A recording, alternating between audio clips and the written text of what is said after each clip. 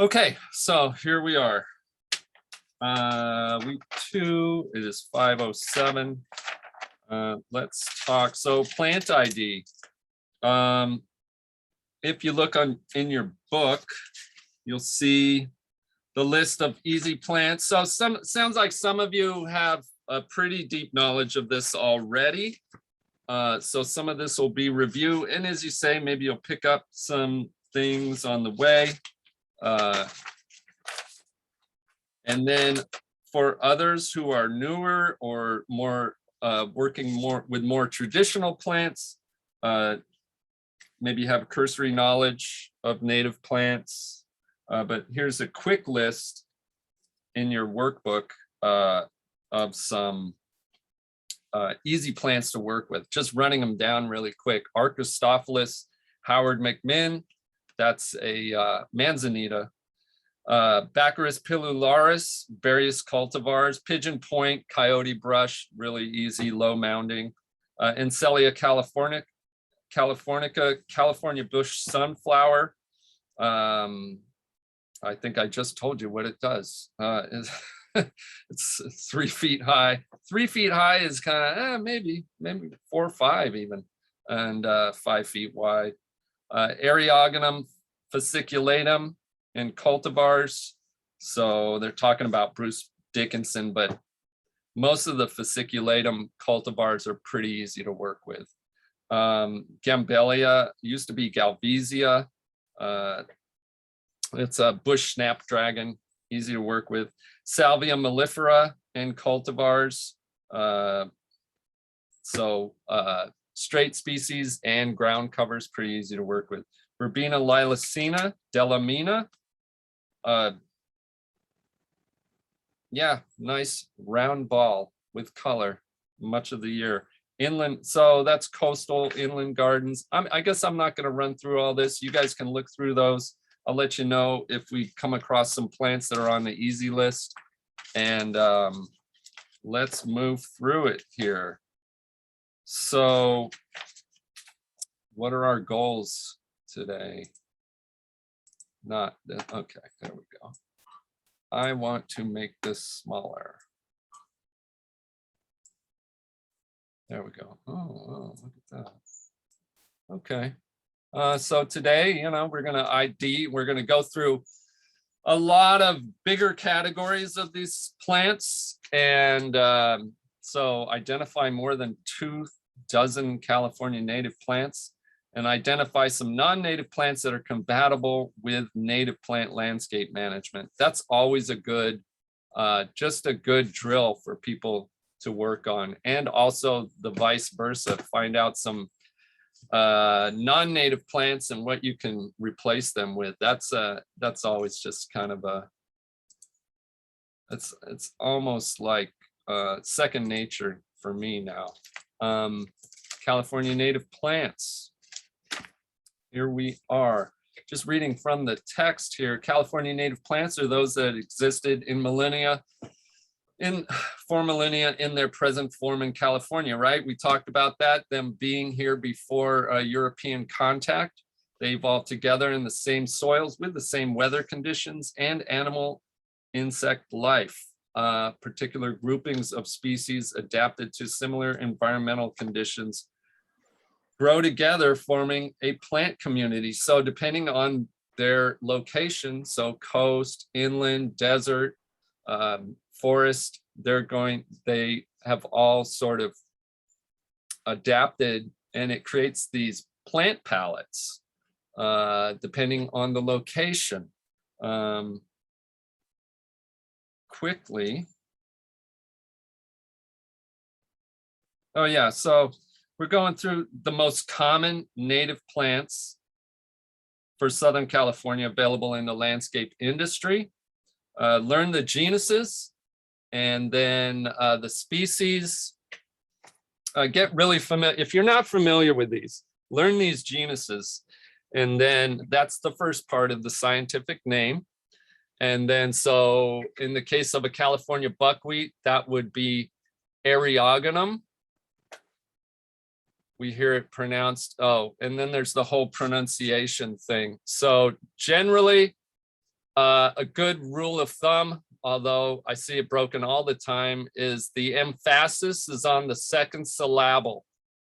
Okay, so Eriogonum, fasciculatum. See, broke it already. So Eriogonum fasciculatum. Fasciculatum is the species, and then we get into subspecies, varieties, things like that. Cultivars will have the single quotes. If you're not familiar with that, it's good to familiarize yourself about scientific names.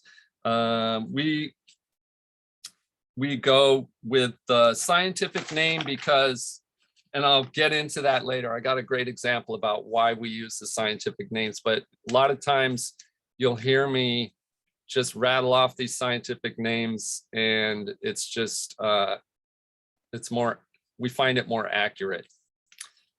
So anyway, getting back to these plants that they develop in these specific locations, the weather systems are kind of dictate how these plants evolve together and work together. We're in a Mediterranean climate, and there's like 5 others in the world. And that is characterized by a hot, dry summer and a cool, wet winter. And the others are, I think, South Africa, Chile, Australia, and there's one more. Anybody want to pop in? Andrew? The Mediterranean. New Zealand. New Zealand. South Australia. Southern Yeah. tip of Cape Town, Africa. Yeah, so South Africa, Chile, Australia. There's one more. Anyway, we can look it up. No, it's the Mediterranean, Southern Mhm. California, Western Australia, South America, and No, actually only Chile. Chile. the southwestern coast of South America. Right. Thank you. Yeah.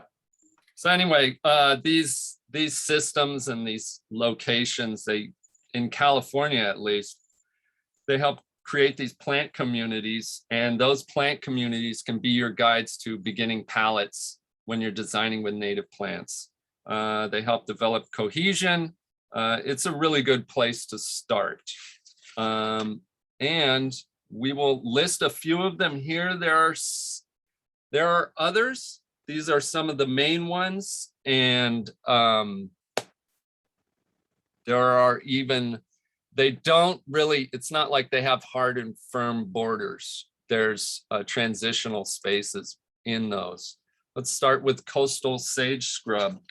So just a quick list of these plants: Artemisia, Baccharis, buckwheat. See, there's oddly, so that's an Eriogonum. And Celia, which is the coastal sunflower. Sambucus, which is elderberry. Gumweed, Erigeron, I believe. No, that's not Erigeron. I'll come back to it. Salvias, sages, deerweed, acmaspon. So it's kind of funny that they use some of the parts of the scientific names and then some common names in here.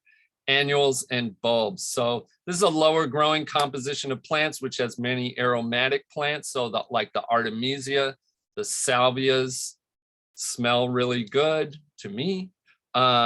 Many aromatic plants, and this is highly threatened due to development. Yeah, a lot of people want to live near the coast, as you know. And it's also characterized like, you can generally walk through this coastal sage scrub. And so it's kind of one way of identifying it. And if you go back and you look at that hotspot map, it's just, it's all coast. I mean, that really hottest part is all coast, you know, so this is a really diverse, I believe it's the most diverse plant community in California. Moving on to the chaparral. So the chaparral is higher, scrubbier, and you're gonna get scratched up walking through this if you can make it through.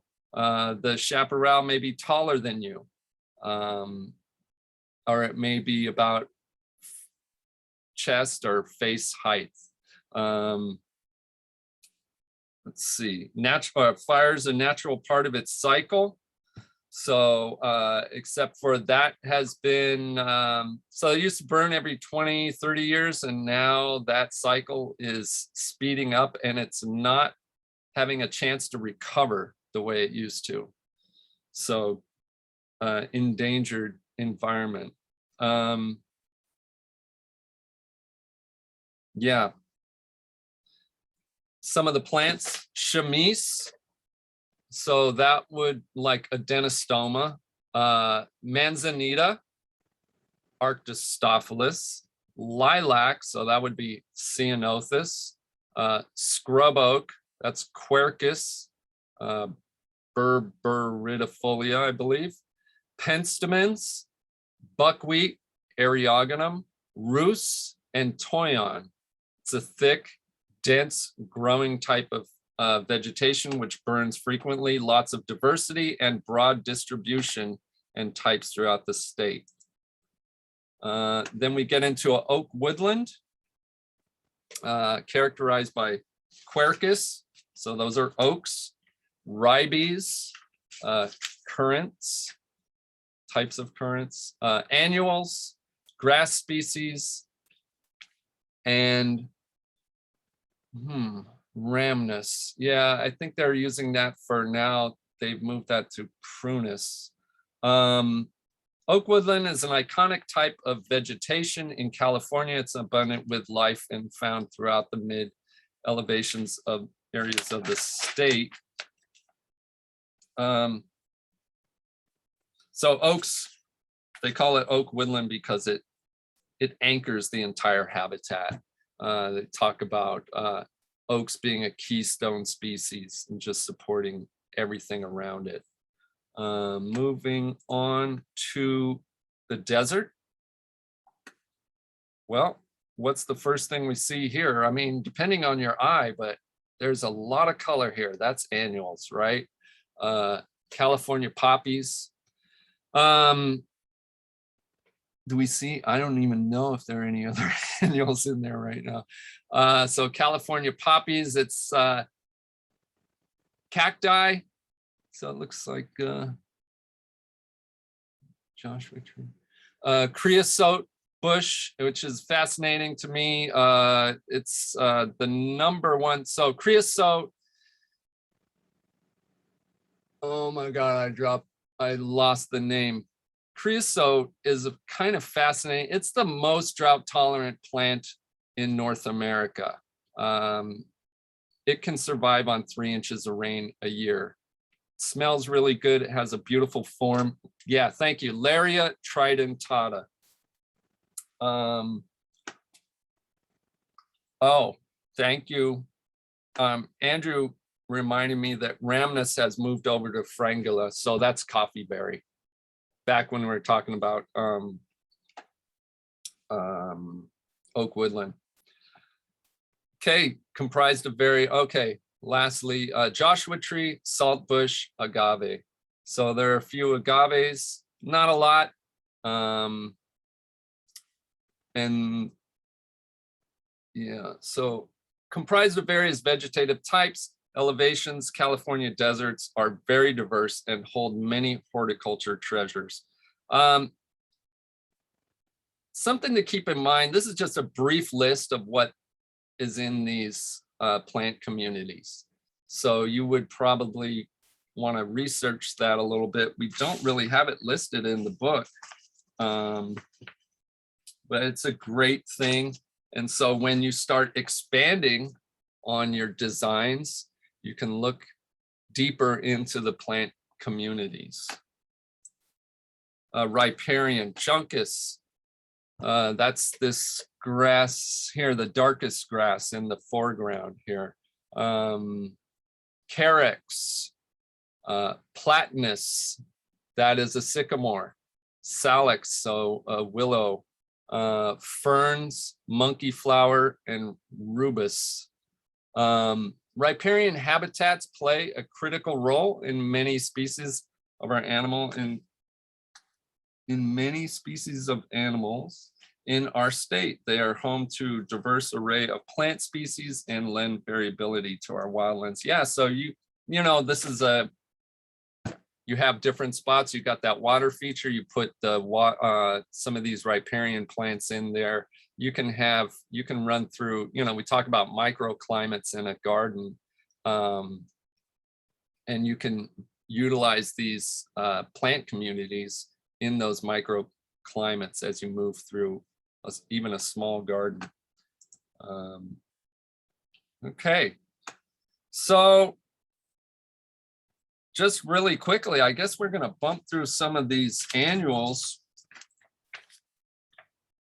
There's a lupin on the left. I mean, so annuals, what is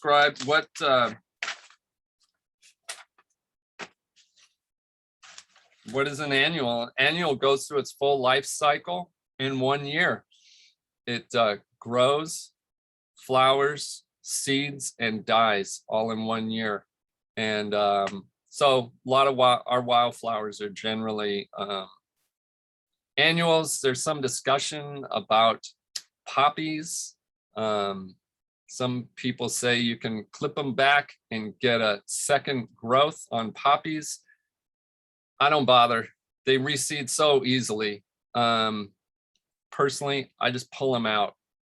I see people clip them back, and you know, I kind of do that at TPF because I see other people do it, but in my own place, I just yank them out when they get old because I know that they're going to come back next year strong because I let the seeds pop out. So that's the other thing. If you let these plants go to seed, there's a good chance you're going to see them again next year without having to reseed. That's either a good thing or a bad thing, depending on your design style. It's just something to keep in mind.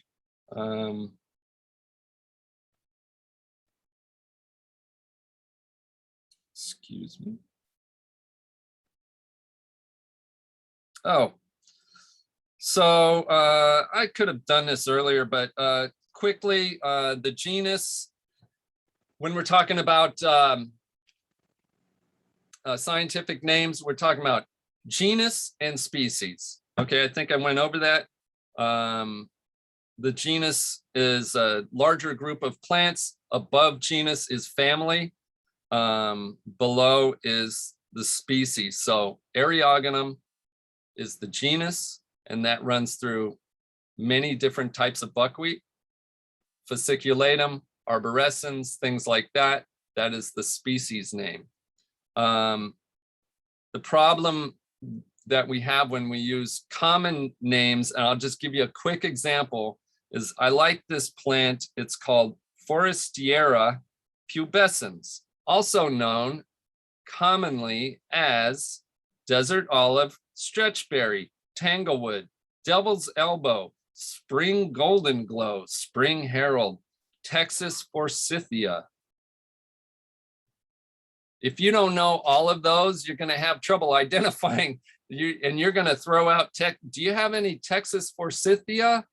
And nobody's going to know what you're talking about. So if you're new to the game, I know that a lot of you pros know this already. You walk into a nursery and you know what to ask for scientifically. But if you're new to the game, really try to nail down your scientific name so that when you talk to your nursery people, when you specify your research online, you can be more specific and be sure that, especially when you're talking to nursery people, you get the exact plant you're looking for.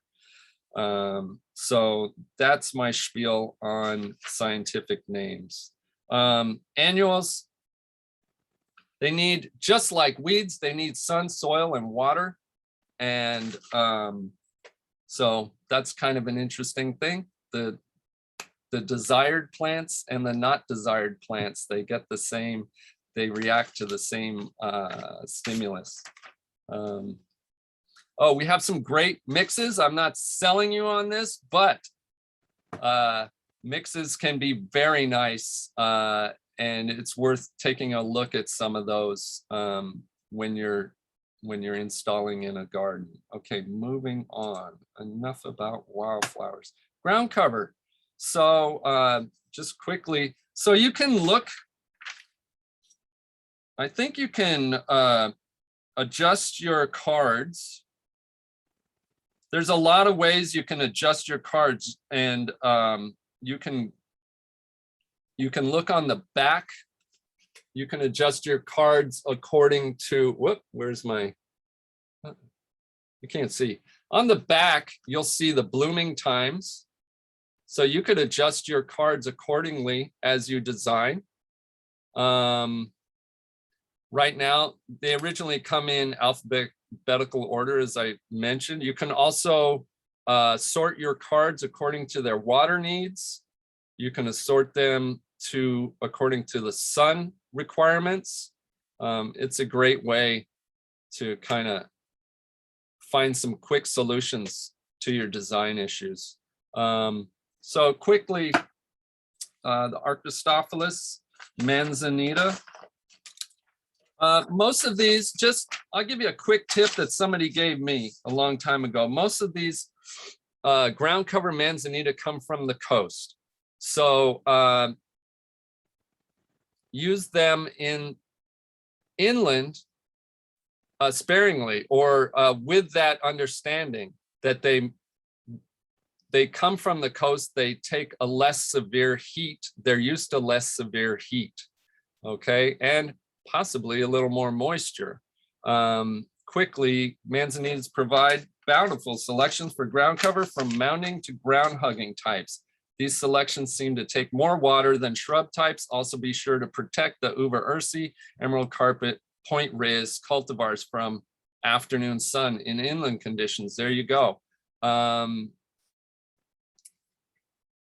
So when somebody starts talking about ground cover in inland conditions, they love manzanita. I kind of start asking, does it get afternoon shade? And I start really asking them more questions than, it's like, how sold on this are you? Okay. Quickly, Artemisia. Artemisia is the genus. It covers a really broad range of plants. Also, just quickly, if you're not familiar with the pronunciations, again, on these things, we kind of all mangle them in our own way. So if you come to Theodore Payne, we might correct you. I've heard them pronounced differently across different nurseries. So don't be shy, just we'll all figure it out together. So California sagebrush is a perfect contrast to several darker green plants and adds a nice texture and silver foliage to the garden. Ground cover selections for the garden include a David's Choice. That's this little moundy thing here. Beware of planting in full sun inland, and Canyon Gray and Montara. I think we're looking at a little Canyon Gray. Oh, it says Montara on the right. That has a different leaf form than the Canyon Gray. The Canyon Gray is kind of spidery and spread out. The Montara has a kind of interesting star shape to me along the stem. And then you get also, oh, great, okay. Hey, that's nice. My daughter's school. And then we also have the California sagebrush. It says California sagebrush, but we see the low growing ground covers here. We also can get into the Artemisia californica later. Baccharis, ground cover Baccharis, super tough. Coyote brush is a plant you want for reliable growth, verdant color, and abundant later summer blooms. Baccharis pigeon point is likely in the top 10 native plants sold of all time. Other cultivars which are equally useful in the landscape include Twin Peaks, Part 2, San Bruno Lady, and Pozo Surf. So pigeon point's a little bigger, 6 to 8. It can get really big. If you need to give them room to spread out. If you put them too close, they're going to mound up and get really big. They can get really, really big. I don't have a picture, but a friend of mine has one that's about 4 feet in his parkway. They sheared it on either side so you can get by. They get quite large. And then a few feet down, they had the same one that they coppiced. Coppiced, if you're not familiar, means cut it down to the ground pretty much. And that thing was just a nice little tidy 2 to 3 foot wide mound. So I thought that was interesting because they were right there next to each other, same exact plant, and they looked just completely different, except if you look at their foliage. Ground cover ceanothus. California lilacs are beautiful evergreen shrubs, in which include numerous ground cover selections. Yankee Point, Joyce Coulter, they're large, broad ground covers which are frequently planted too close. Expect growth to reach 6 to 8 feet in 3 to 5 years and plan accordingly. Yeah, so don't overplant, because they'll also do that same thing where they get really big. And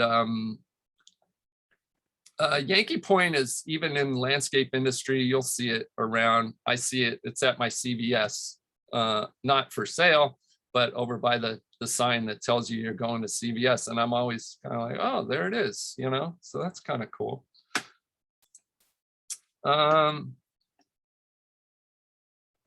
Ground cover salvia. So genus Salvia has several selections which are excellent for ground cover. Point Sal is by far, so that's a leucophylla. No, is it? Point Sal, leucophylla. Yeah, thank you.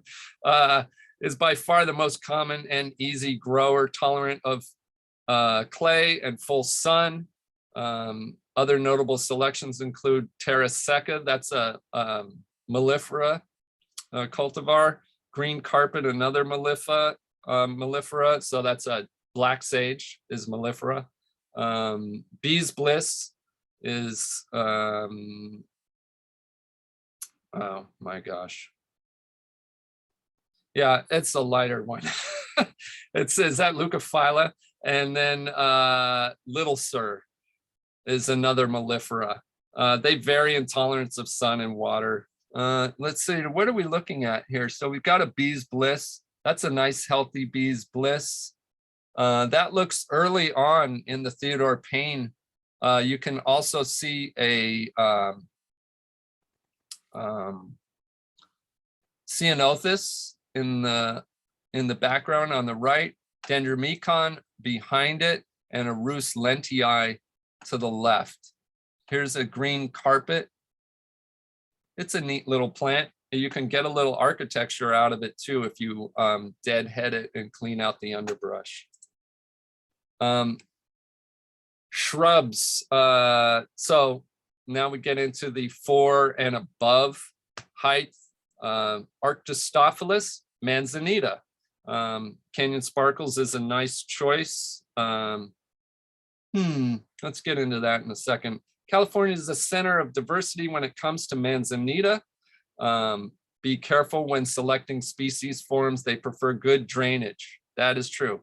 Many selections have been made for the garden, so when in doubt, go with something reliable like Ian Bush, Howard McMinn, Sunset, Lester Roundtree. Those are known to be able to tolerate a little more clay. Ian Bush is supposed to be a fast-growing manzanita, but most of the manzanita, if you're not familiar, move pretty quick or pretty slowly, sorry. It's always slow to moderate. And it's just, I tell people, you know, let it grow like a child, enjoy watching it. This is Canyon Sparkles, which is a funny name for a manzanita. It's a nice choice. It has tolerated infrequent summer water in Sun Valley for 4 years and still growing strong. Yeah, you'll see it in our yard. I mean, manzanita, I don't think I have to sell it to you. I don't think I have to tell you how fabulous they are.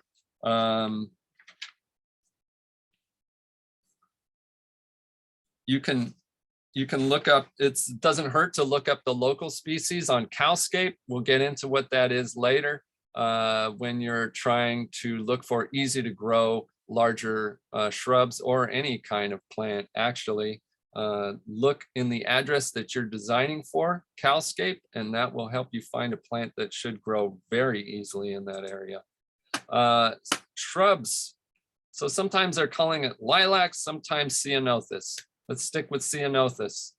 California lilacs are typically medium to fast growing, medium to large shrubs with profuse blooms in the spring. Flower color ranges from whites to dark purple and attract numerous pollinators. Can be sensitive to summer water once established, so be careful with the H2O.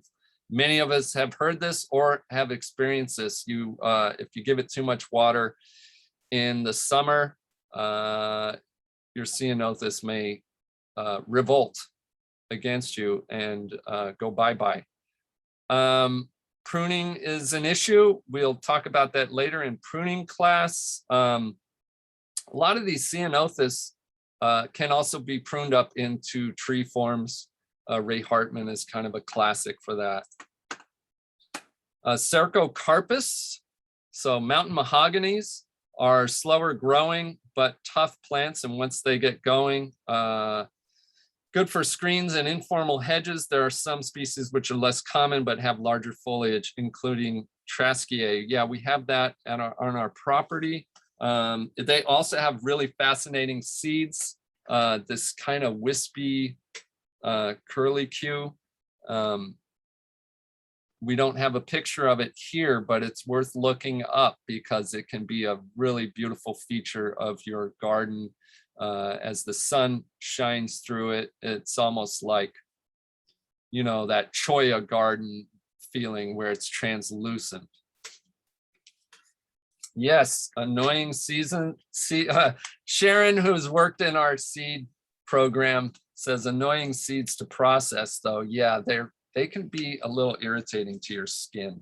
So that's something to keep in mind. So the Betuloides is considered, it's a little rounder, and the Minutiflorus, which I believe is a San Diego one, is more tree-like and upright. So that's just a quick summation. Let's move on to Encelia. So Encelia, the California bush sunflower, fast growing, easy to grow. They bloom with a passion and attract lots of beneficial insects and pollinators. Can be deadheaded after blooming to get repeat blooms. I haven't had success with that. I haven't really worked too much. I just kind of let them go. They get scrubby and dry looking at a certain point, and then it's time to cut them back. After a couple years, depending on how old your plant is, maybe 3 years, possibly even 2, you can cut them back pretty hard and they'll come back strong. Same with the Farinosa, which we see the Californica here, but the Farinosa is often mistaken for white sage when you're just passing by it. It gives you similar flowers to this, maybe a little smaller. That also can, once it gets overgrown, usually you can coppice it. It'll spring back from the base and look fresh and strong again. Speaking quickly, I know some people add a little compost after they coppice. We don't usually do that at Theodore Payne, but it's not a bad idea. It's your garden. You get to try out various methods. Here we go. Other shrubs, Eriogonum. So yeah, let's talk about this for a second. Buckwheats are the most diverse genus in California. There are hundreds of species, with a few dozen being standout garden contenders. There's a buckwheat for every corner of the garden, from planting en masse to being the star of the show. Putting a buckwheat will never disappoint your client. Love buckwheats myself. Oddly, the red flowering buckwheat, which is Eriogonum grande rubescens, I would consider more of a border plant. I call it a border buckwheat. It's 1 to 2 feet. I wouldn't call that a shrub. So all the buckwheats they have, and then on the right we have the Blisianum. That's a hybrid. And if you're not familiar, the X in the name indicates the hybrid. It's a hybrid between St. Catherine's lace, which is Eriogonum giganteum, and Eriogonum arborescens, the Santa Cruz Island buckwheat. They've come together for the first time and created for us the Blisianum. So if you're into meditation, the Blisianum is your buckwheat. All of these plants, they start out, so you can see red here. There's also the Crocatum, another low growing buckwheat. Yellow flowers, yellow to almost like lime green sometimes. They all start out with their starting color, which cream, red, yellow, and then they'll slowly turn to rust over the course of the season. And it's up to you when it's time to deadhead. You could argue to your clients that they bring wildlife, they help create that habitat in your garden. And there's a certain point though, when they're, probably in fall, depending on the plant, that it's time to deadhead it. You can collect seeds if you want, and also make that a feature of your garden. Just FYI, various fasciculatum, so Eriogonum fasciculatum, various forms of California buckwheat, either prostrate forms or mounding forms, they will reseed in your garden and you may have to dig those out periodically. That can be a plus or a minus depending on your outlook on things. Great plant though. Gambellia, so also known as Galvesia a few years ago. It's now Gambellia. Island snapdragon, as well as the Baja snapdragon, are semi-evergreen shrubs that have an arching, spreading habit and can even climb fences if trained to some degree. Brilliant red flowers, attract hummingbirds, can take a bit of extra water for prolonged blooms. They're interesting. So yeah, the Grand Canaan is more Cedros Island. We have it in our Cedros Island section. The Boca Rosa is just a straight up green. I'd have to look up exactly where that comes from. Anyone?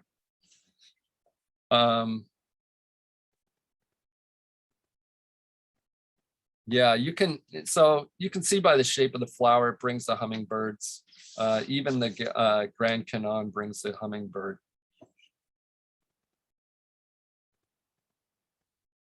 Baja, yeah. Okay, so moving on to Heteromeles. I've called it Heteromeles. I was corrected, Heteromeles. I hear other people, so they tell me people have reminded me to call it like a Greek name. So Heteromeles. Toyon, it's an all-star. It's on your easy to grow plant list, I believe. Toyon is a protected shrub, which is an interesting thing. In Los Angeles, can be treated like a small tree to some degree. In the rose family, it produces abundant white flowers in the summer, followed by the red fruits, which attract bird species throughout the winter. Can be hedged, sheared, forms a nice screen or specimen. Yeah, really adaptable, versatile plant. I've seen it used in a way that you would think it was espalier, but it was in this very tight section about, I don't know, maybe 2 feet wide, and with sun coming up above, and they had the toyon going. It was really thin. You can do a lot of interesting things with your toyon pruning. Just go to other gardens, see what people are doing. And when you really start looking at the shape of this plant, you could kind of let your imagination go and see what you can do with this. Again, yeah, you can hedge it. Great informal screen, and the habitat benefits can't be argued, really. Prunus. Mainland and island cherry trees are fantastic plants for the garden, easy to grow, relatively quick, great for habitat. They are evergreen, so oh, okay, so they're evergreen, so it's a nice plant for the uninitiated. Great informal screening. Again, you can keep these in line and hedge them if you need to. Edible fruits, true. We see the Ilicifolia on the left in flower, and those have a sharper, more holly-like leaf. And then the lioni, which is the Catalina Island one, has a smoother leaf, and it's the fruit is edible. I had 2 today off the Catalina cherry, and the seed is humongous though. So there's about 1/8 of an inch of fruit inside between the skin and the seed, but it's sweet and I like it. So I've heard other people say it's bitter and they don't like it. Well, wait a little longer. That's my tip. It's also, yeah, it's on your easy list. Just quickly, it wouldn't hurt for you to familiarize yourself with the going back to toyon, to just quickly, yeah, where is it? It's on the, it wouldn't hurt to familiarize yourself with the protected species in Los Angeles. Just quickly, oak, walnut, sycamore, and bay trees, elderberry, and toyon. Okay, so oak, walnut, sycamore, and bay are the trees. Elderberry and toyon are the shrubs that are protected. And there's certain limits to, yes, you could pull out an oak seedling, but once it gets 4.5 feet tall, you can't pull it out anymore. So keep that in mind when you're doing roving about town on your business. Okay, shrubs. Let's go to about 5:55. Let's see, where's the end of these shrubs? Okay, let's end at shrubs and then we'll take a short break. So roosts, what is this? Rhus lentii, yeah, thank you. Sumacs include several large evergreen shrubs, including sugarbush, that's Rhus ovata, lemonade berry, Rhus integrifolia, laurel sumac, which used to be a rhus, but now it's Melasma laurina, large flowering shrubs that can be used as screens or hedges, also make nice specimens. Be sure to check out Rhus lentii, pink flowering sumac. Yeah, it's really nice, known. I think it comes from more coastal environments. So putting it in a really harsh sun environment is not recommended. I think this is the one we have at Theodore Payne. Yeah, I can see a Theodore Payne sign over there. It's a gorgeous plant. I think we're losing one of them right now, and it's kind of a heartbreak. One of the main limbs is going bad, and it seems like the whole plant's gonna go. Luckily, we have two. But it's really nice because the leaf color is a little lighter. A lot of people are attracted to this plant because it's a little lighter leaf. Tough though. Let's see, Melasma laurina grows like crazy. Has a great smell to it, to me, strong smell. You can coppice it after a few years and just create this. You can hedge it up into a tree. You can keep it as a screen.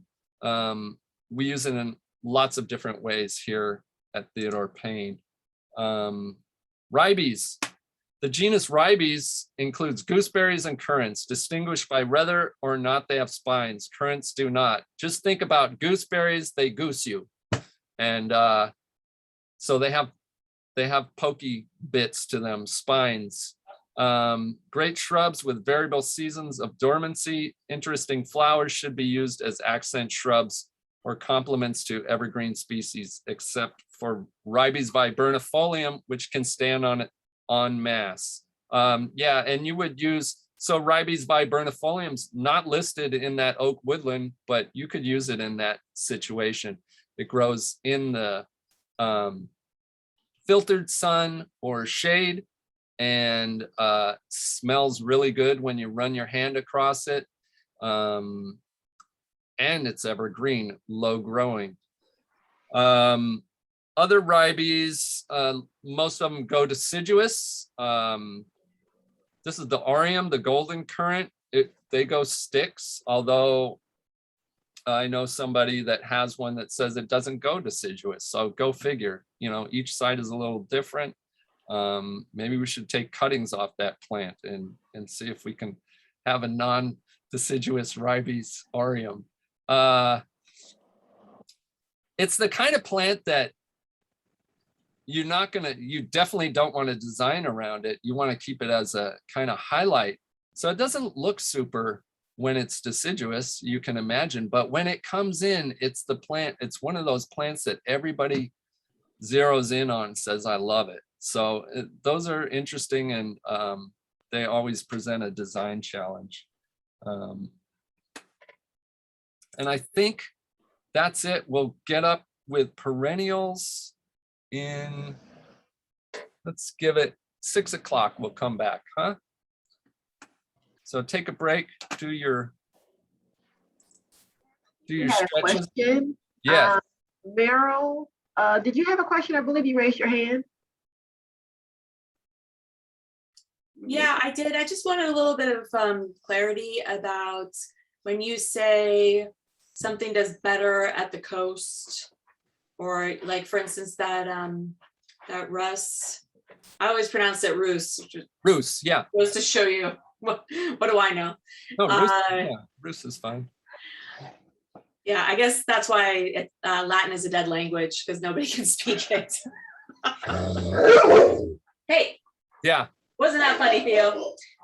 So yeah, I was just kind of curious. I don't think of Theodore Payne as being coastal, but you guys planted it there anyway. Yeah. But then again, I guess like in the bigger picture of California, it is coastal. So just wanted to understand a little bit better. Yeah, no, I wouldn't consider this coastal, and it's not a plant. I didn't put it in. It seems to be doing fine.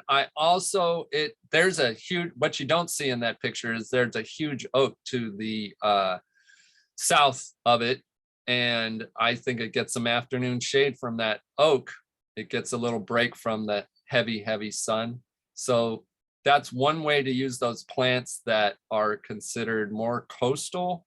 If you give them a little break in the afternoon, it can help them get through sort of being misplaced. That's not a great term, but I think you understand, out of their original element.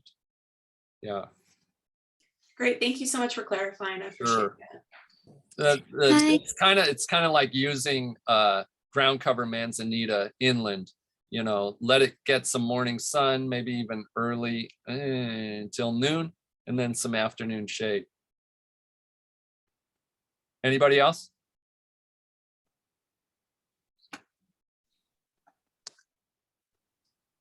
Okay, Eric, would you mind if I just made an announcement really quick? please do. Oh, Hi, you know, some people have left, have Okay. taken a break, so let's make the announcement maybe after we come back. Sure, yeah. I'll do that. Thank you. Sure. Oh my God, I can't see.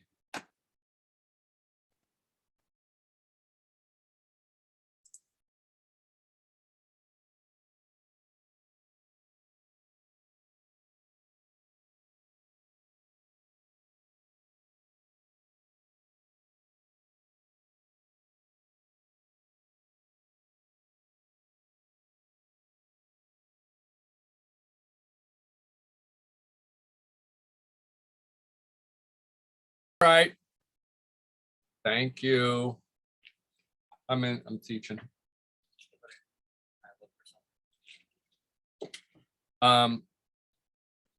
Okay, hold on a second.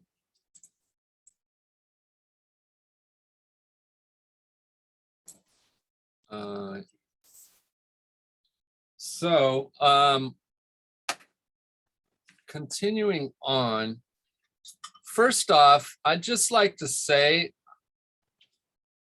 I could think of another way of doing this class, which is I think it would be more interesting to have conversations. Kind of hard to do it over Zoom though, about each of these plants. Instead of me just rattling on about these plants, I think it'd be more fun for all of us to kind of hear others' experience. So I think what I'm gonna try to do here is I'll drop in on these plants, quickly tell you what I know about them, and then maybe we can get one comment per plant from somebody and see if we can make it a little more interesting. So quickly, Achillea yarrow is, so what we're seeing here is Achillea millefolium, and the cultivar is Island Pink. Yarrow is a native standby. Sturdiness in the garden is legendary. It spreads by rhizomes, so it can be aggressive, invasive. So be sure to control it in the garden. Make sure a moderate substitute, makes a moderate substitute for lawn. Can be mowed or coppiced from time to time to invigorate growth. Island Pink is a nice selection with fluorescent florals. Yeah, the straight species, Achillea millefolium, is white. And we have this up, interestingly, this is kind of sold as a part sun plant or coastal full sun, and it's up in the blazing hot sun. We water it once a week, and it's out there catching a lot of sun, and it's growing quite well in Sun Valley. So FYI, we water it about an hour a week. Anybody have? Love to hear a comment. Anjali had a comment that she wanted to make just before break. I'm sorry, Anjali. Go ahead. Oh, thank you. I'm sorry. It is super quick. Just to make sure everyone gets marked for being present, if you have a name on your Zoom that's different than the name or email that you signed up with, please just drop that in the chat for me. And if you didn't receive the recording from last week's class, you can email me at anjali@theodorepaine.org and I'll send that to you. Thank you. Let me ask this. Has anybody used this as a lawn substitute? What Meryl, tell us about it. Well, I used it in Silicon Beach, Westchester area near LAX. And we did not have a lot of success with it, which I was super surprised by. I'm not sure exactly what happened. We did give them a maintenance proposal and request that we start off with weekly maintenance and then slowly taper it down to like monthly or quarterly maintenance. But the pandemic happened and they had another guy maintaining it as well. What I suspect happened is there was Bermuda grass. They had turned off the water and we pulled out the lawn, but there was like grass rhizomes mixed in with the yarrow. And so we were trying to pull that out amongst the yarrow as it was getting established. We tried to take the Yeah. water down to Yeah, like yeah. not have that, just like create that right balance. And then, she was like, oh, my guy will take care of it. And I don't, then it became summer and he didn't. And then it was like the whole thing died and Yeah, it was all weeds. yeah, But Yeah, they also doesn't had happen. a big dog and it was a small area. yeah. I hesitate to call it a lawn substitute, although some people put it on that list. It can take moderate foot traffic. That's even, to me, sort of under discussion. So moving on to epilobium. So California fuchsia, you can, again, just looking at the picture, you can tell this is a hummingbird plant for sure, the tubular flowers. California fuchsia is a nice, sometimes compact, sometimes larger, 2 to 3 feet, perennial that blooms very late in the season. And that is a big plus about it. Let's see, does well in full sun or moderate shade. Spreads by rhizome, so beware, cut back hard in fall. Can take some extra water as well. Yeah, so let's see, what do you say about this? It can look really ratty too. Sometimes it gets kind of ratty looking and you just have to wait until it starts to bloom from the base and it's ready to go again, and then you can cut it back pretty hard. We cut ours with a string trimmer. What's nice, it does give you that fall and late summer color. All ours are blooming right now, and that can be a really nice thing to add to your palette. A lot of them, most of them pink. There is one called Summer Snow. It's white. Pink to orange, Sierra Salmon, so that's whatever salmon color is. Anybody have any comments on that?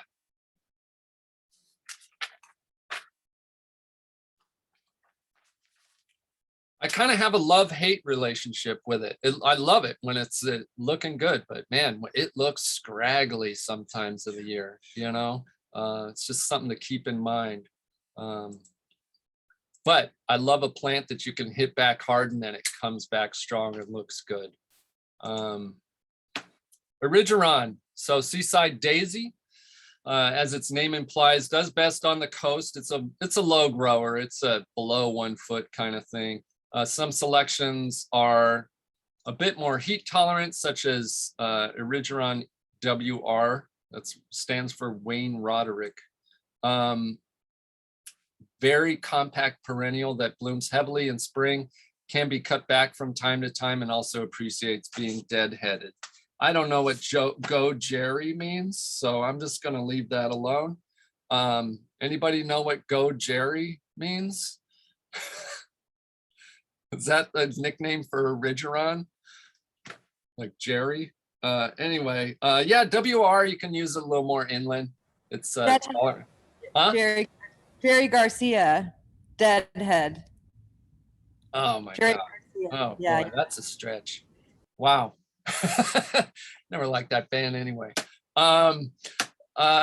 So you can see it's kind of mass planted here. Some people I've heard can use this in place of ice plant. So on that kind of level of planting.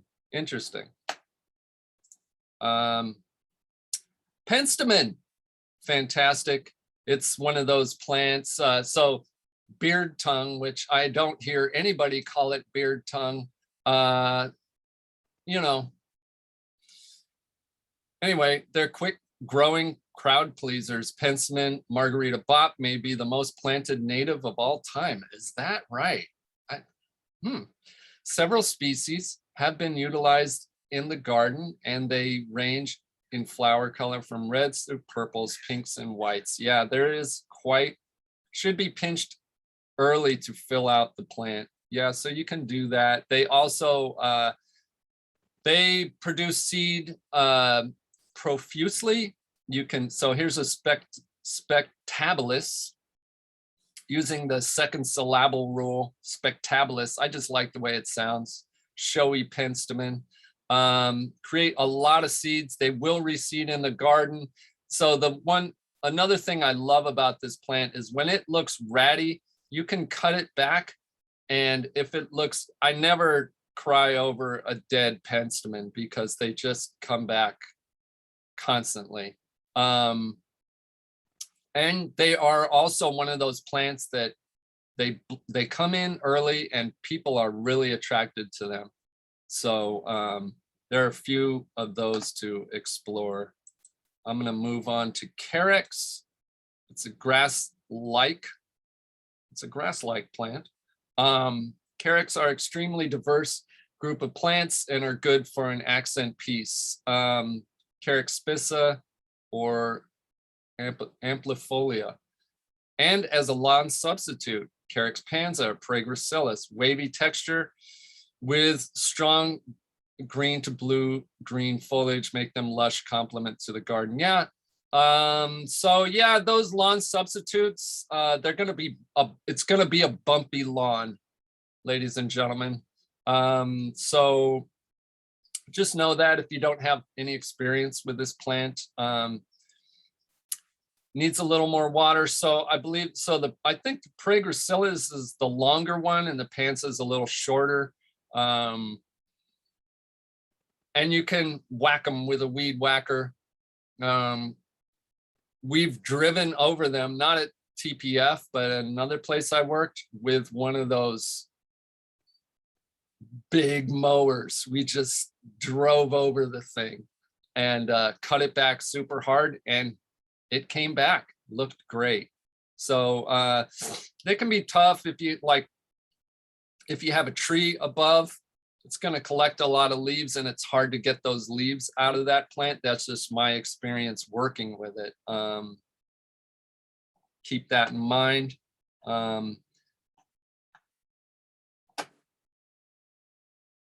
Yeah, the Praegracilis, I believe it's cool season grass.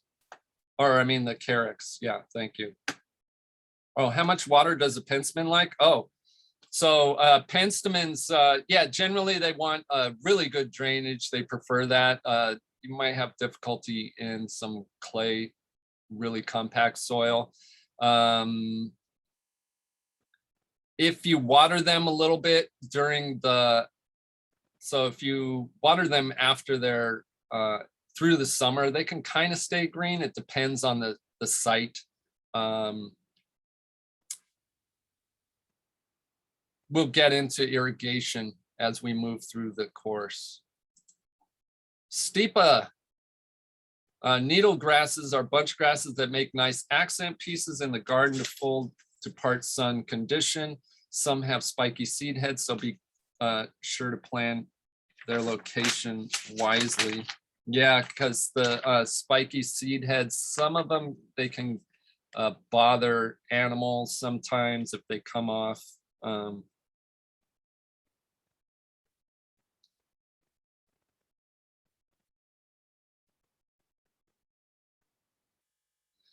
It's worth getting, let's see, what grasses are we looking at here? Okay. It's just worth really looking into these grasses of all kinds. There's just too many to list. It's worth getting to know them. They give you movement, light passes through them, you can see behind them. there's all kinds of great stuff you can do with the grasses, and usually you can just whack them down out of season and they'll come right back. Okay, Festuca. So here's a moody blue. Festucas are often used as lawn alternative, but need substantial summer water to stay green. They can also be used as understory accent pieces and have a range of foliage color from bright green to glaucous. Glaucous meaning bluish. Most cultivars are of Festuca idahoensis and are selected for their blue leaves. Yeah, the idahoensis is a little smaller. The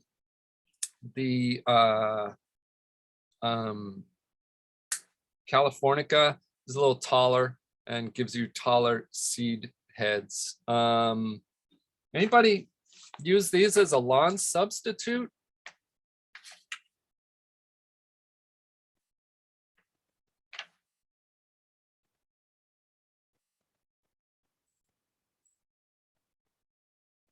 I guess not. I've used it as like a meadow, but not really to walk on. It's too bumpy. Yeah, bumpy, but will take the traffic. I've seen it used in masses. The problem sometimes can be, it can get kind of, I don't think full sun inland, it works very well. It will struggle out there. Most of these, so if they get the afternoon break, they could function. But yeah, I wouldn't use them as a lawn substitute inland, depending on the sort of site conditions, right? Here's a warm season grass, Spirobolus. This is Aroides. So Sacaton grass are larger species and are fantastic summer bloomers that retain their beautiful seed heads well into autumn. This can be sheared back semi-annually to keep up their appearance. So these are amazing. Again, this is Theodore Payne. You'll see these in person. We did cut these all the way back to the ground. They came back strong. You can see right through them, through the seed heads. So you can imagine putting something behind them or using the sun to go through them. And they're kind of like they can be used as in place of a small deer grass. And from the way I see them, full sun, a warm season, and a little different than deer grass. So as far as like an actual lawn, they're all pretty much bumpy. If you want to get into like, you'd have to get into a sod like scenario if you wanted to play soccer or something with the kids on the lawn. They're all more like a meadow, like rough lawn replacement. That includes Bouteloua gracilis, Curtipendula. Although Curtipendula is a prairie grass, you might be able to mow that into a lawn. They say you can mow the gracilis as well. Native sod is something you would want to explore on your own. I've done some research on it, and they have a lot, like SNS, I think up in Carpinteria. They have some native sod mixes, and it'd be worth looking into and educating yourself about that. They have them all laid out, and you can go see them, and it's only like an hour and a half away. Soil Solutions, somebody says. Natalie Chandler, thank you. Dudleya, I don't know, tomato. Live for others are great for the rock garden and complement herbaceous perennials and annuals quite nicely. They're sensitive to summer water, so be careful. Yes, be careful of watering them in the summer. They grow out of rock faces. They're kind of like certain monkey flowers in that case. Super dry, and but but then they also can grow on cliff faces near the ocean and catch a little of that ocean breeze. So it's kind of, you don't want to stick them in a clay soil if possible, or if you do, mound them up and rig up a beneficial growing situation for them. Also, you're gonna want to be careful when you plant them. They need to be planted at an angle so they don't collect water in the center. They will rot out. That's just a sort of planting presentation. Anybody use Dudleya in their designs?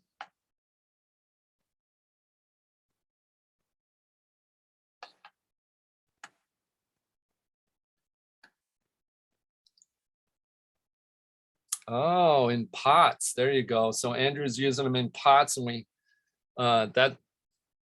yeah, you know, succulents, pots, great idea.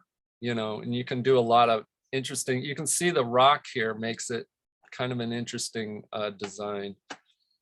I'd probably stay away from the organic mulch with Dudleya if possible. Moving on to agave, there are only a few native species of agave. They're amazing, which can last in the garden for decades. True, good for the desert garden and should be accompanied by rock mulch. Yeah, again, good drainage, hopefully. Agave shawi, Baja native threatened by development.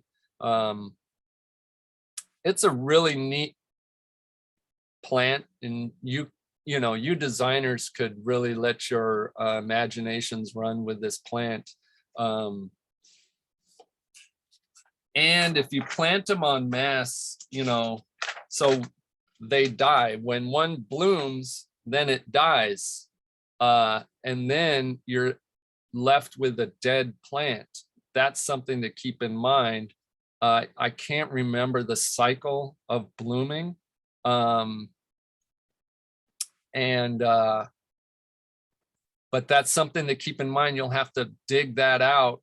The guys at my old work used to say, oh, you just pop it out. They used to say, pop it out, like it was something you just did in about 5 seconds. And no, you don't. You have to really work at getting these things out of the ground. So that's just my experience with them. I do, yes, they do pup. Quercus, so trees, quercus, oak trees, yeah, we know. We're all familiar with these. Oaks are some of the best trees for producing quality habitat. While many get quite large, they're slow growing, and there are some smaller species available. For non-spiky leaf species, use Quercus douglasii, Engelmannii, or lobata. I mean, what can you say? It's a keystone species. You can create a whole, if you've got a mature oak on the site you're working with and you're a designer, I mean, I imagine you're just rubbing your hands with the possibilities, you know. Again, make friends. If you're new, make friends with a good arborist and learn and let them take care of the pruning details on your oak, and watch what they do, maybe learn, but really let the pros take care of them, because you don't want to lose that plant. Careful planting under mature oaks. Thank you, John. What's your experience with that?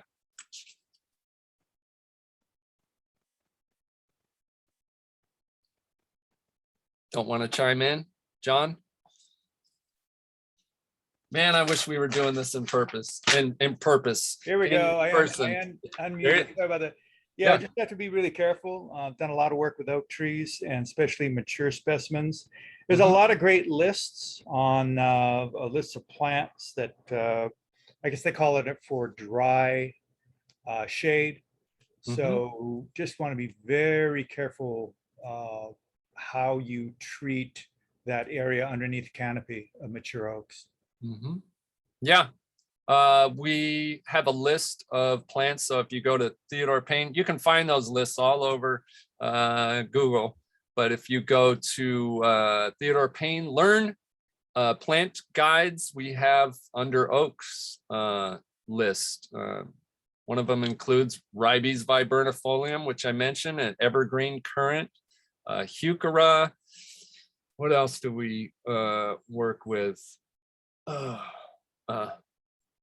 My mind is it's sometimes I have to walk through the yard to kind of remind me, oh yeah, we use this under oaks. I have to visually see the plant. It doesn't always come to me right away.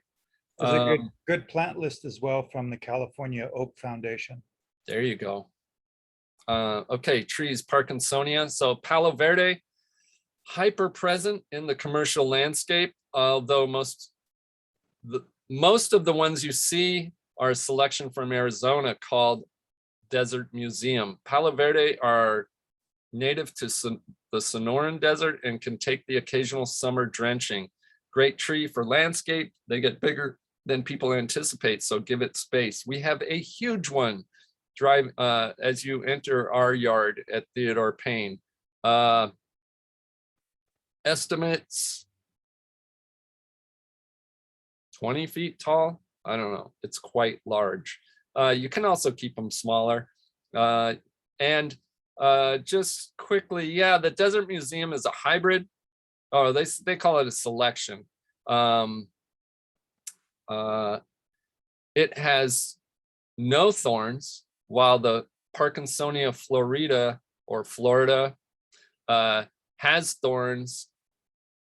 We sell the Florida. Sometimes we sell the Desert Museum, but we sell the Florida. And the way I kind of argue about, so that is the straight species and it's the native species. It's not the kind of plant that you're running your hands over to experience it. And usually the thorns will go away largely as the plant matures. So as it's smaller, it's thornier. You can use your imagination to protect itself, right? And then as it gets larger, it can withstand whatever things might want to nibble, and the foliage gets upright. Actually, these have been pruned to create this upright form. You can do that. You know, we know it's a lovely plant. But I would argue that there's no need for the Desert Museum because it's not a plant that you're going up and hugging. You know, don't worry about the thorns. Cercis. So here's a redbud. Western redbud is a great tree for small spaces. While it is native to the Sierra foothills, it does fantastic in our SoCal climate. It is winter deciduous and blooms on bare wood. So great for formal garden, or if your client is looking for a striking tree with an architectural feel. Use your imagination. You can prune these, thin them out, make something really interesting out of them. They are another one of those plants that people say that I want that when it's in bloom. You'll get a little leaf cutter bee probably. It makes a little small disc. So if the leaf, it looks like someone took a bite. If you took a bite out of a cookie, you'll see these little, I can't describe it. It looks like a leaf cutter bee goes in on the leaves. So when you see that on the leaf, it's not, don't panic. It's a good thing. You're supporting native bees, and don't worry about it. Let's see, you can coppice these too. If they get out of hand, you can cut them down and they will come back. Amazing. Chelopsis, the desert willow, is a great upright tree that can be pruned to fit the space you want it to some degree. This species is winter deciduous, wakes up in April, starts blooming in May, and doesn't stop until the end of summer. Great tree for SoCal. Yeah, I've seen them in all different sizes. if you don't properly prune them to thin them and keep them small, you'll end up having to do, oh God, what is that called? When you just cut the ends of the limbs off. Andrew, I can't remember. Anyway, you see those stubby trees like that? So I've been at places where they didn't plant it Pollarding. right. Huh? Pollarding, thank Pollarding. you very much, pollarding, yes. And we've got these poor trees that look like this. And you can do that if you absolutely have to, but it's also great to plan ahead, prune well, thin it out. And if you're trying to fit it in a smaller space, we have a really huge one at Theodore Payne, but I've also seen them smaller. And you can keep them a little smaller and use them really effectively. They can take a lot of water. They can handle the denser soil, but maybe not a really badly compact clay soil. I would just water less. If I was going to try it there, I would expect a little slower growth and water a little less. Anybody have any experience with this tree or this? Yeah. Have you been to Joshua Tree? They have the Chalopsis, the desert willow out there. It grows in the riverbeds and apparently can just get submerged by water and just comes back. So that's really interesting to me. Calistegia morning glories, another fast growing climbing plant that has tendrils which help it spread across anything you put it near. Yeah, is that a good thing? Bad thing? Not sure. These can be very aggressive, but again, are used to cover any piece of hardscape you are interested in having plant. You can also use grapes for these things. They, I believe they go deciduous, and you know, you have to keep after these kinds of things. They can get 20 feet and they can eat another plant. And so you have to keep up with your maintenance when you're putting something like this in, or put it in really wisely and know that it will need some maintenance. You'll have to keep after it. I was hearing somebody today say, you know, it's great when it's looking good, but there's a period like they were putting it in a school and it's deciduous when all the kids come back to school. And so they weren't so happy about that across a big long fence. It looked kind of dead, and you know, so that's something to keep in mind. Grapes can be used in the same way. Okay. So let's see, 6:33. I don't think we're going to spend a lot of time. I mentioned that you can sort your cards this way. Water needs, soil types, light requirements. This is one way to you can start to see what plants need similar care, you know, and it's a great way to kind of start building your palette. And then you can also even look at those within those plant communities.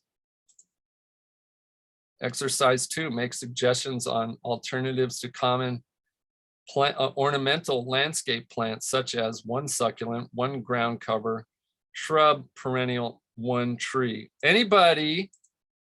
I'm just going to throw out there. So let's say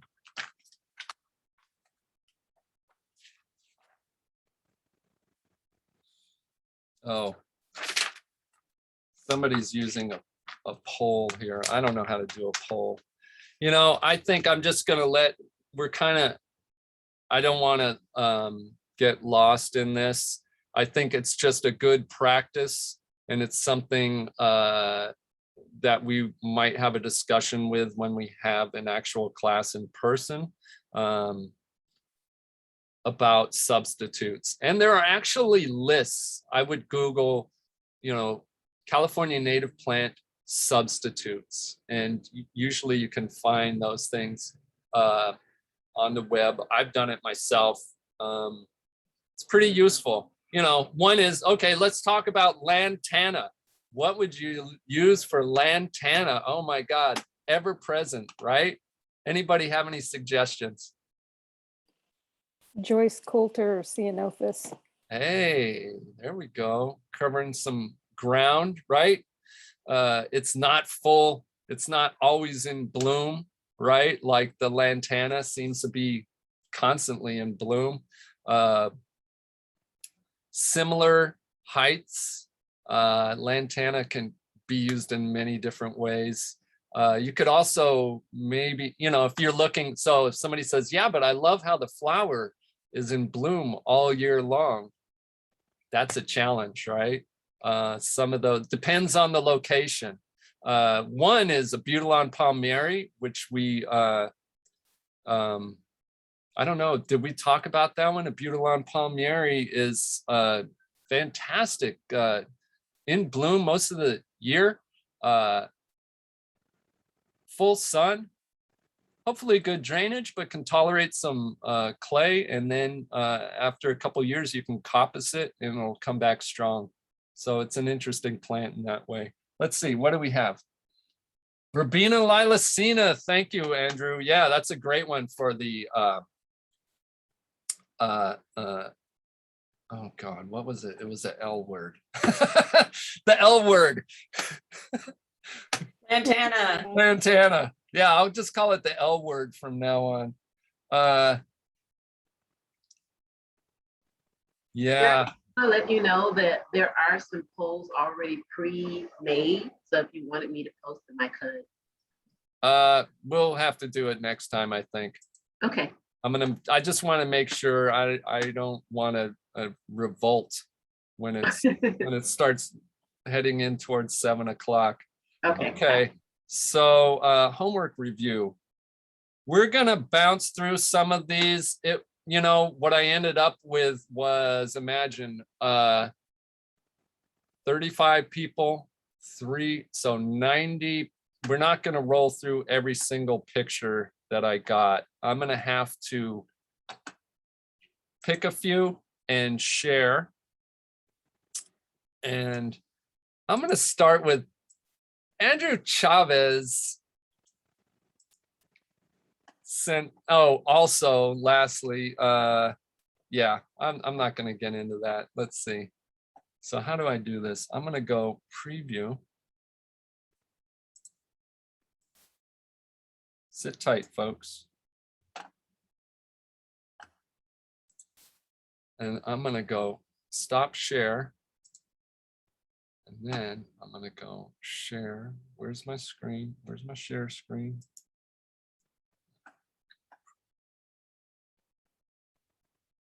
Preview. There we go. Share. And then I'm just gonna drop the plants in here, or the pictures in here. So this is very pixelated, and I'm not going to get into the reasons why. Can you guys see that? Thumbs up, smiles. Yes, thank you. This is a close-up view. Andrew sent me a bunch of ringers, so I'm just going to quickly roll through them. Here's an Oppositolia, Oppositifolia. Oh, what's the back end name of it? Ornithostaphylos. Ornithostaphylos oppositifolia. It's related to the manzanita. It's called the Baja bird bush. It's endangered down in Baja.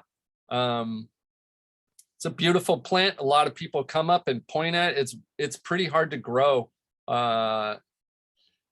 It's difficult to grow from seed, and it's hard to reproduce. So this one's I think it's pretty prevalent down south, and you may find it in nurseries down there. If I was looking for it, that's where I would look for it. Come and see it at Theodore Payne, and you can see it has light bark. It has this. It does have this kind of shape of a manzanita. What is this one? Tell us about this one, Andrew.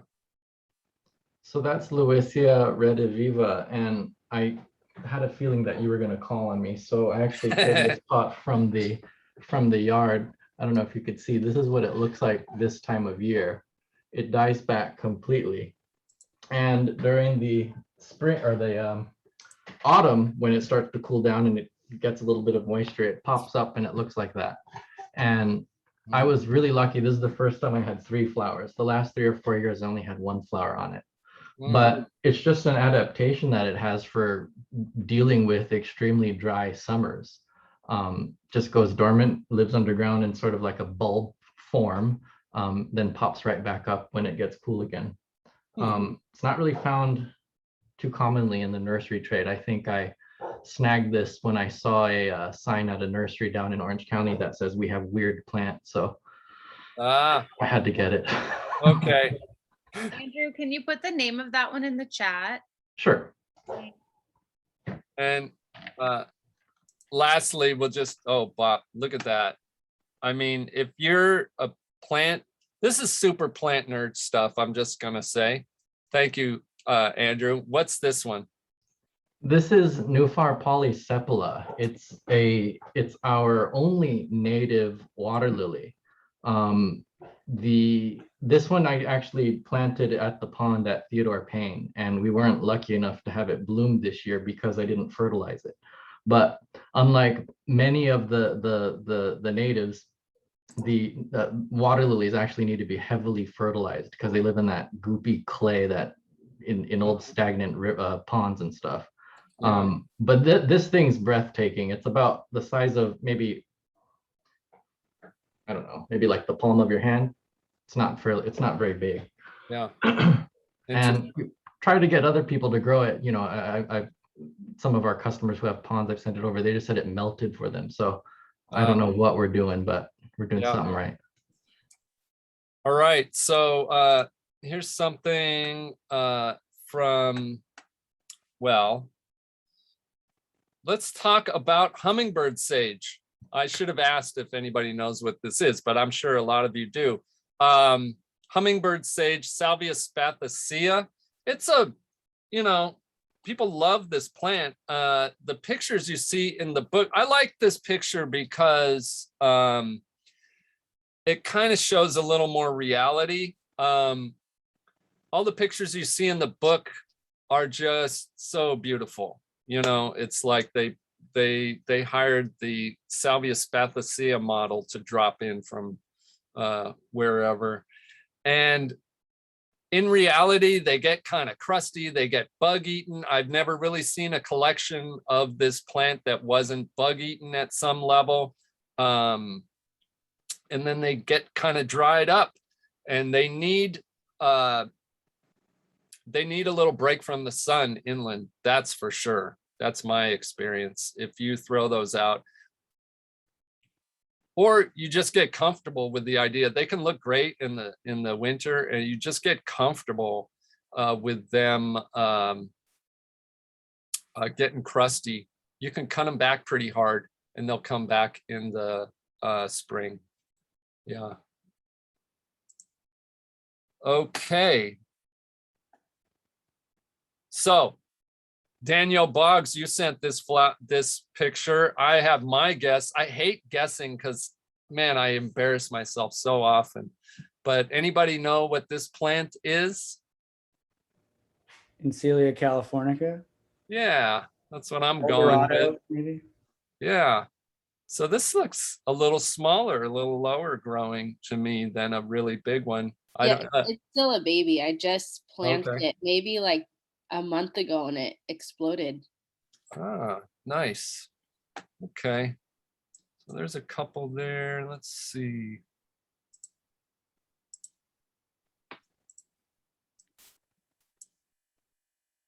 Let's see. Oh, wow.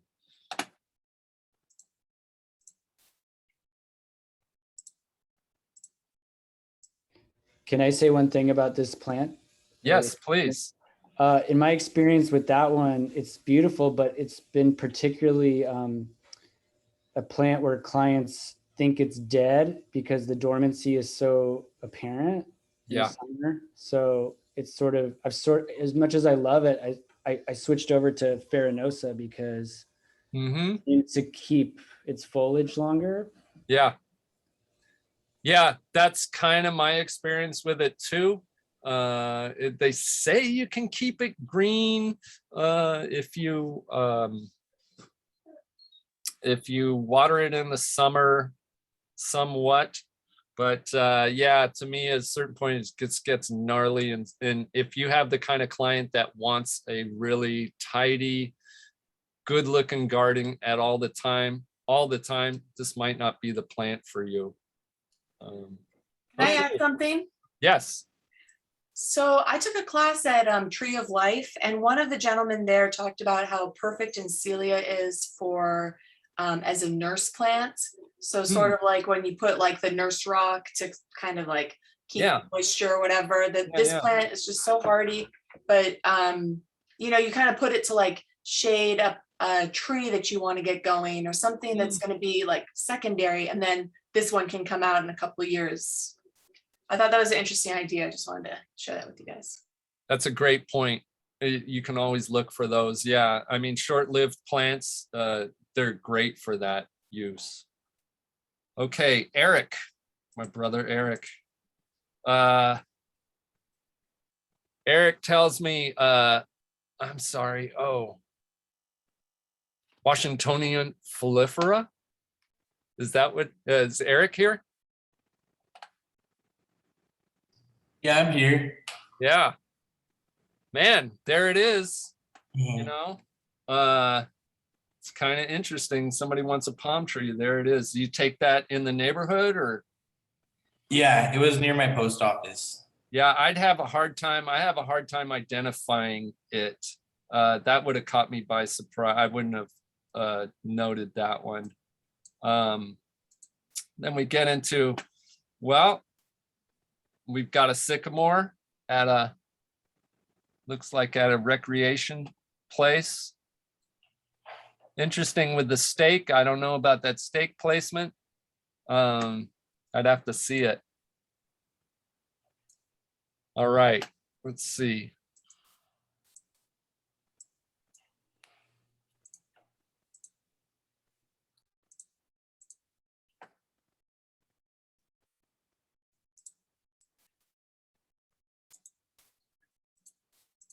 Okay, well, can you see that? The Toyon? Sorry, I just took away your guessing abilities. Everybody can see the Toyon? Yeah. I want to find this other picture of a Toyon in here where it's really sort of groomed. Here's a nice picture of a Salvias spathaceae flower stalk. When those, of course, you can collect the seed and then you cut them back hard. Oh, Maggie. Let's see, this one is interesting.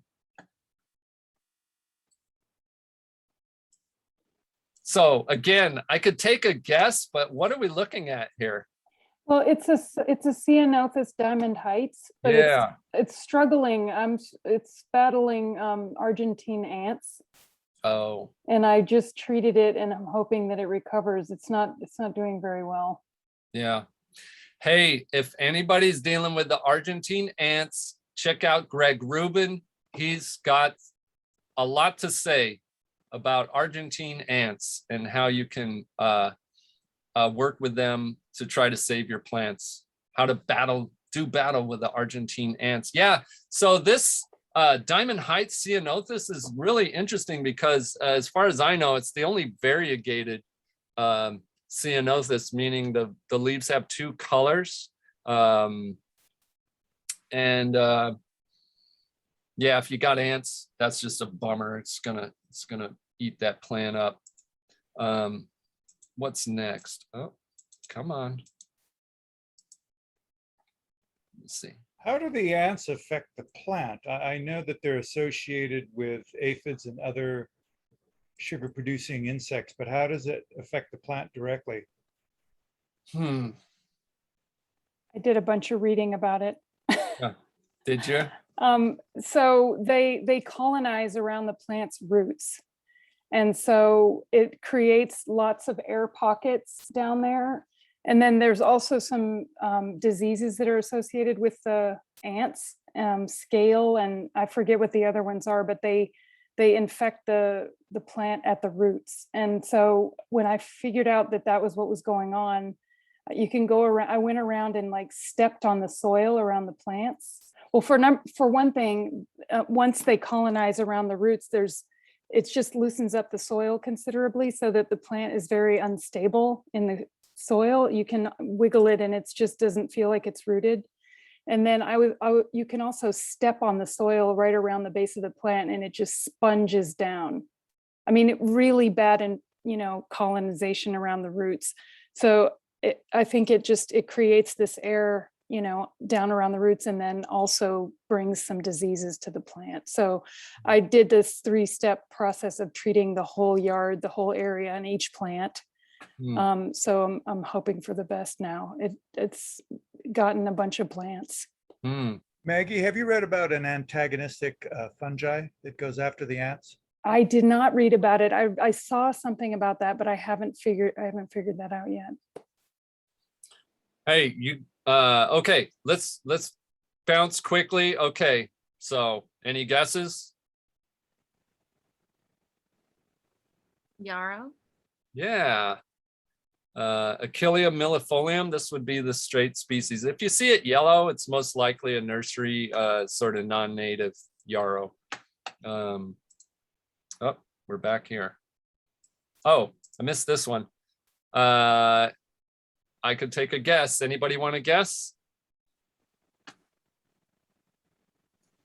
Ribes, viburnifolium. Hey, ding, ding, ding. That's my guess. Yeah. Let's see. Let me just bounce quickly through here and see if there's anything that I feel like we'd like to see. Now, this is kind of a ringer, this one. Can you see it? Manila hot poppy? Yeah, Manila poppy, but not in bloom, right? We all know what it looks like when it's in bloom, or many of us do.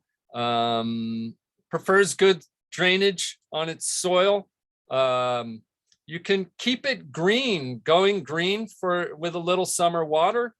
And you can also coppice it when it just looks not at its best.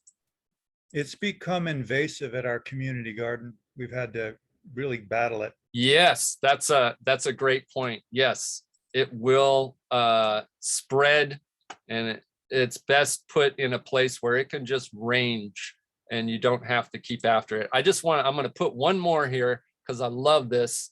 I really like this one.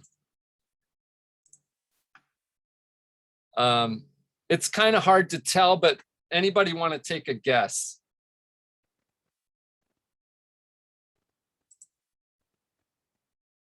Baccharis? Yes, Baccharis. It's not a real common Baccharis. It is the Centennial, and that's a cultivar. The ones we have, I think it's really neat Baccharis because it's kind of uplifting, and it always has this uplifted form to me. And and then look how big it is. We have it at Theodore Payne, but I'd say it's 4 feet tall. So unless she is 2.5 feet tall, this plant is like at least 6 feet, right? And it's neat. It grows in full sun. It grows in partial sun. It's pretty cool. I wouldn't say the flowers are really showy, but it gives you that green thing, and you could, I imagine, as a designer, you could work with that to your benefit. Okay, let's move on. Thank you, folks, for participating. Here's your homework for next week. Observe a few native plants compared to flashcards and other sources. How old is the plant? Okay, so go to garden installs. Don't go to like hiking. Although it's not bad. It's not a bad comparison. Maybe compare a one that you see out in the wild with something you see in a garden. That's a good thing to do. Sometimes you'll see a wild plant will be just all splayed out, or sometimes that's the look you're looking for. You know, things in the wild will grow a lot bigger sometimes, depending on the plant. How old is it? So take a guess, use a couple different sources. Let's see, is this listed in your? God, did I put anything in here? Oh, so look at your resources down here, number 5 on your in your lesson 2 sheet. Calscape, CalFlora, TPF database, Las Politas. You don't have to go through every one of them. Pick a plant, see if it's, take a picture, send it to me, and run through these questions about it, and use the different websites to inform you as to whether it's full size. Is it flowering? I think that would be obvious, but you might mention that. Does it need maintenance? How is it managed? So is it getting water? Is it not getting water? Has it been pruned? Has it not been pruned? Things like that. Did somebody install a garden? I see a lot of native gardens get installed. You can walk around. I bet you can walk around your neighborhood, depending on where you live. Somebody got a great idea. They put in the native garden, and then they just stopped maintaining it at a certain point. That's really common. So how is it managed? What size is it? Yeah, it doesn't hurt to tell us exact, you know, without having a person standing next to it. It's hard to know. And that brings me on the back of your cards. People have mentioned they really like how there's the picture of the size compared to people on the back, which can be really useful. So anyway, I hope some of this was useful. I would really love to hear your experience with these plants, and maybe someday we'll be able to do that in person. Look at us, 6:58. We got through it. Oh my gosh. And I didn't get the comment of, hey, the class is over. So we'll see you next week. Send me those. So does anybody not have my email? Let's see. Where's my chat box? Does anybody not have my email? Anjali added it to the chat, but we can do it again. Okay. Oh, Danielle Boggs, did you not get your homework? Is listed on the this? Oh, I'm sorry. I'm thinking I'm sharing that screen. I'm not sharing that screen. Let's go here. My computer kicked me off right now, so I didn't catch the homework. So check this out. There we go. Can you see the homework now? Sorry. Yes. Shared that screen. Yes. How old is it? What size is it? Full size? Is it flowering? Does it need maintenance? How is it managed? Use your resources. Number 5 on your plant ID, lesson number 2, and compare the sizes on the different side. I'm gonna give you a spoiler. Different nurseries rate them at different sizes sometimes. Okay, use Calscape. So that's what the plant looks like in the wild. And then you got the different nurseries, right? Depending on the location of the nursery, right? Inland nursery, northern nursery, southern nursery, coastal nursery. They have different uses and they recommend these plants differently. All right, I'll let you all go. It's 7 o'clock exactly. Get on to the rest of your lives and enjoy yourselves. Okay, bye-bye. Bye. Hey, Eric. Eric, are you hanging on for a moment? Yeah, I can hang out. If there's any questions about, yeah, I had Yes. one. You said in passing that you cut back Asparagus aeroides semi-annually. And yeah, I have a client whose garden I planted a bunch in, and I'm still trying to learn more about the difference between warm and cool season grasses. So yeah. in short, like when should I cut it back? Like twice a Oh. year or? Yeah, you can kind of, sometimes you can see the little green leaves coming out. Uh-huh. And that would be an indicator. But basically 80 degrees on a consistent basis, 80 degrees and above. Is when it grows. Yeah. So cut before So that? depending on who you're working with and what look you're looking for, like we left it going all year round until really just right when it was time to cut it back, which was, I'd say, mid to late June. You know, in this case, depending on the weather, you know. Oh, I guess Sometimes, yeah, I was thinking of it wrong because I was thinking I should be cutting it in late winter, yeah, early spring before it gets up to 80. yeah, you can do that. Okay. I mean, there's this kind of a range, and some, you know, there's differing opinions. It's not, you're not going to damage the plant if you cut it in late winter, early spring. And you might get some warm days and get some early growth out of it. That happens, you know? So yeah, you're not going to damage it. It's more like, well, do you want to look at this small mound? Or, you know, some people do. Or would you like to see the seed heads up there as long as possible until you cut it back and hopefully you get some growth fairly soon? You Right. know, it's up to you. Same with, it's pretty much the same as with deer grass. Right. Yeah. Right. So yeah, I might argue that mid-spring, I think we just waited. I think it was just kind of like there's so much stuff to do that we kind of waited. I was like, oh, that's growing, I better cut it back. And Yeah. luckily I didn't wait too long, and it came back really strong. So Gotcha. All right, cool. Thanks for that. okay. Anybody else? Questions? Insults? No? Okay. All right, thanks, Eric. Do you have anything for Okay. me? I don't. Everything